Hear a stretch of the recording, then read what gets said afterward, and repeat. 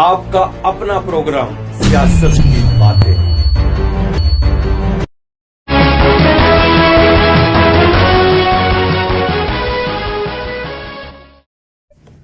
नमस्कार, महासंग्राम 2024 में एक बार फिर आपका स्वागत है और मैं हूं दर्शपाल गुप्ता और मेरे साथ हैं वरिष्ठ पत्रकार सुधीर कुमार जी। सुधीर जी, एक बार फिर आपका स्वागत है। नमस्कार जी। सुधीर जी, बहुत कम दिन घंटे रह गए हैं और इस वक्त तो जम्मू में पूरा देश समाया हुआ है। पूरा इंडिया जम्मू में समाया हुआ है। हर पार्टी के टॉप जो जितने भी नेता है सारे के सारे जम्मू में हैं। हर पार्टी के लिए अपना प्रचार कर रहे हैं और आखिरी चरण में सभी जो है सभी सीटों के लिए जितनी इनसे कोशिश होती है वो लगे हुए हैं और खासकर भारतीय जनता पार्टी ने कोई कसर ही नहीं छोड़ी है। बिल्कुल, हाँ, वो तो हर तरह से लगी हुई है कि जैसे छोटा गली हो, बाजार हो, चौक चबूतरा हो, कहीं कोई ऐसी जगह नहीं है जहां इनके बड़े बड़े नेता नहीं पहुंच रहे हैं और लोग उसे उनका प्रचार कर रहे हैं अपने वोट के लिए। ये एक बहुत बड़ी बात है क्योंकि भारतीय जनता पार्टी का भी साख दाव पे लगी हुई है। बार बार 370 के बाद जब इतने उन्होंने डेवलपमेंट की बात की है और इसके लिए जब कहते हैं कि जम्मू कश्मीर में हम अपनी सरकार बनाएंगे और जम्मू का मुख्यमंत्री देंगे तो उसके सिलसिले में लगे हुए हैं। तो इसी सिलसिले में इसी कड़ी में एक कॉन्स्टिट्यूंसी है शंभ, बड़ी इंपॉर्टेंट कॉन्स्टिट्यूंसी है।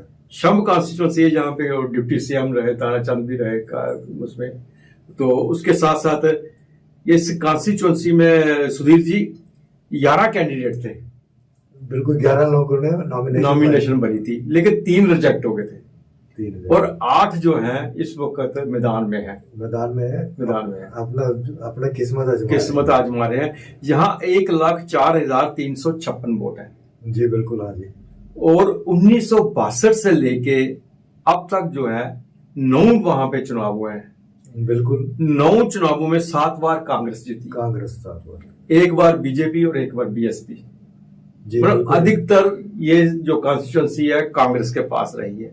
ये कांग्रेस का गढ़ माना जाता है इसमें, क्योंकि यहाँ से डिप्टी सीएम भी गए, यहाँ से मेंबर पार्लियामेंट भी गए, जहाँ से बिल्कुल उनका दबदबा बहुत ज्यादा रहा। इस बार भी ये कॉन्स्टिट्यूंसी जो है एक अजीबोगरीब फेर में फंस गई क्योंकि कांग्रेस की कॉन्स्टिट्यूंसी है। कांग्रेस के यहाँ जो डिप्टी सीएम है ताराचंद वो खड़े हैं और कांग्रेस को ही जो उनमें से बगावत करके विरोधी हैं सतीश शर्मा वो खड़े हैं। सतीश शर्मा, मदन लाल जी जो यहाँ के एमपी रहे हैं, उनके बेटे हैं, मंत्री रहे हैं, उनके बेटे हैं। क्योंकि ये सीट सुधीर जी पहले रिजर्व सीट थी। रिजर्व सीट पे ताराचंद जी इस पे चुनाव लड़ते थे। बिल्कुल, हाँ। और ओपन होने के बाद ये नहीं लोग चाहते थे यहाँ पे कि वहां पे ताराचंद जी आए, कहीं से ओपन कैंडिडेट इसमें लाया जाए। लोकल कैंडिडेट और ओपन कैंडिडेट को जनरल, लेकिन टिकट जो है ताराचंद को मिली, फिर उनको वापस मिली और सतीश शर्मा जो है वो बगावत करके वहां पे खड़े हो गए। ये इनका किस्सा नहीं है सुधीर जी, भारतीय जनता पार्टी के साथ भी यही हुआ। सेम सिचुएशन है। वहां पे भारतीय जनता पार्टी के राजीव शर्मा जो है वो वहां पे खड़े हैं, ऑफिशियल कैंडिडेट है। और नरेंद्र सिंह जो है उन्होंने बगावत करके वहां पे उन्होंने अपना नामांकन भर दिया और आमने सामने हो गए। अब दोनों कांग्रेस और भारतीय जनता पार्टी के दोनों उम्मीदवारों के सामने 2 रेबल जो है मजबूती के साथ खड़े हैं। दोनों अपनी पार्टी के लोग हैं, दोनों इनका एक अपनी पार्टी के लेके। हालांकि पैंथर पार्टी का विजय कुमार भी खड़ा है, बीएसपी का विख्यात सिंह भी खड़ा है, लेकिन वो इतना उनका नहीं है। लेकिन ये सबसे बड़ी बात है कि ताराचंद के सामने सतीश शर्मा खड़े हो गए हैं, राजीव शर्मा के सामने नरेंद्र सिंह खड़े हो गए। अब इन दो कैंडिडेट आपस में क्या तोड़फोड़ करते हैं, ये चीज बहुत बड़ी है। इसके ऊपर आपका क्या नजरिया है कि क्या ये सीट है कांग्रेस के हाथ में आएगी, कांग्रेस के हाथ से फिसल के किसी बागी के हाथ में जाएगी? दर्शी, ये बड़ी, जैसे आपने बड़ी डिटेल में दर्शकों को बताया कि ये जो कॉन्स्टिट्यूंसी है ये कांग्रेस का बड़ा गढ़ रहा है। जैसे आपने बताया कि 9 बार इलेक्शन होने 1962 के बाद, उसके बाद में 7 बार कांग्रेस ने इस कॉन्स्टिट्यूंसी में जीत हासिल की है। लेकिन इस बार बड़ा इंटरेस्टिंग वहां सिचुएशन रही कि जैसे आपने देखा कि बड़ी लेट जाके वहां का मैंडेट अनाउंस हुआ था ताराचंद जी का, कि ताराचंद जी को बोला जा रहा था कि आप अखनूर से लड़ रहे हो इलेक्शन, क्योंकि वो एक रिजर्व सीट थी लेकिन वो कह रहे थे कि मैंने यहाँ से ही लड़नी है, अपने ही कॉन्स्टिट्यूंसी से, जो मेरी पुरानी कॉन्स्टिट्यूंसी है, शाम से लड़नी है। ताराचंद जी का ये था। लेकिन वो सतीश शर्मा जी जो मदन लाल जी के बेटे हैं, वो काफ़ी कई सालों से वहीं पे अपना शाम पे जब से वो डिलिमिटेशन के बाद 2022 के बाद की, वहां से कंपेन कर रहे थे कि ताकि मैं यहाँ पे ओपन हो गया, तो मैं ओपन हो गया, अब मैं इस बार मैं यहाँ से इलेक्शन लड़ूं। और इसमें कोई दो राय नहीं है कि अखनूर और शंभ जो जोड़ियां, ये कॉन्स्टिट्यूंसी, ये जो एरिया है, इन एरिया में सतीश जी के फादर साहब जो है मरहूम मदन लाल जी, बिल्कुल बिल्कुल, वो बड़े गदावर नेता रहे हैं वो जम्मू कश्मीर में, वो जम्मू के खासकर, तो उनका दबदबा रहा इस कॉन्स्टिट्यूंसी में।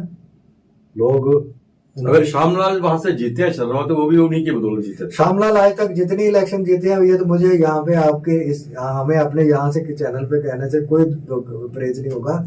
आज तक श्यामलाल जितनी इलेक्शन जीते हैं वो अपने भाई मदन लाल के सिर के ऊपर जीते हैं। ये पहली बार, आप इस बार अगर वो जीतेंगे अपने बलबूते पे जीतेंगे, लेकिन आज तक जितनी इलेक्शन जीती हैं वो मदन लाल जी के सिर के ऊपर से जीती हुई है।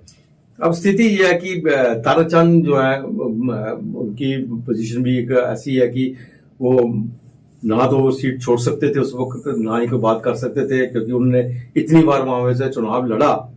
तो अब लोगों का रुझान जो है, पहले हम कांग्रेस की बात करते हैं, मैं देख रहे हैं जिस तरह से मैं सोशल मीडिया में जहाँ हमारे रिपोर्टर वहां बता रहे हैं, सतीश शर्मा का भी काफी दबदबा, काफी ज्यादा वहां पे है। लेकिन ये क्लेम तो कर रहे हैं कांग्रेस के लोग, ताराचंद जी के पास भी काफी है, लेकिन मुझे नहीं लग रहा कि सतीश शर्मा जी को, जहां हमें जो इनपुट अभी तक आ रहा है, सतीश शर्मा जी का वो काफी ज्यादा वहां पे दबदबा मतलब उनका है, क्योंकि उनके वालिद साहब का, मदन लाल जी का भी वहां पे उनको एक, क्योंकि उनकी डेथ के बाद पहली बार असेंबली पोल हो रही है, बिल्कुल, तो वो एक जो है सिंपैथी वोट वो उनको जा सकता है।